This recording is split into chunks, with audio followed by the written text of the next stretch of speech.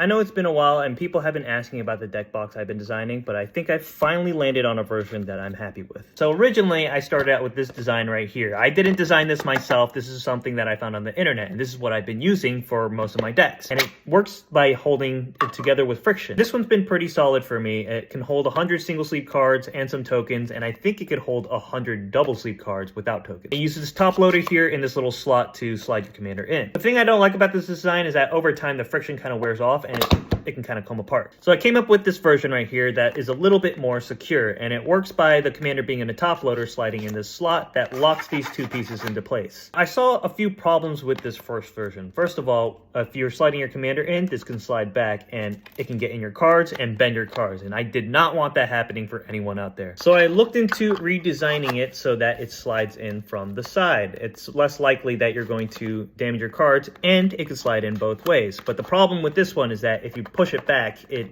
pulls everything back. It's not as secure, so I was not happy with the design either. Another problem I wanted to solve was that people wanted versions that could fit 100 double sleeve cards, and also there were some requests for ones that had a compartment for tokens. And also, as I was designing this more, I realized that partners exist and that people probably want to keep both of their partners in top loaders, so I had to figure out how to fit both of those in one design. And here's the final version that I settled with. These two parts slide together on top on these little rails right here. There's also nubs on this one and a little hole for it to be attached securely once they're put into place so it doesn't wiggle around. Now for partners, I don't know if you can see there, but there's a little slot there that you can slot your partner into in a top loader. And we slide our commander through the bottom, and this little plate right here guides your commander so that it doesn't ever damage the cards. In the back of this, there's this little divider that you can slot out, and it locks into place when it's slot into these little grooves.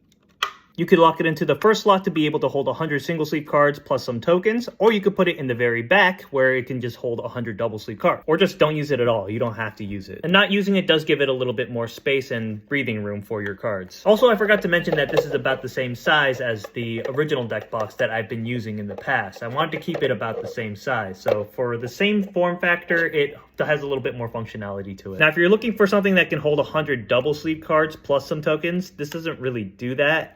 Maybe you can hold some in the partner commander slot, but maybe just like a few. I tried to make this deck box work for a lot of different types of decks, whether it's 100 double sleeves, single sleeve, or partner commanders. So this is the deck box. I'm gonna have the files up online, and I know some people probably are wondering if I'm going to sell them.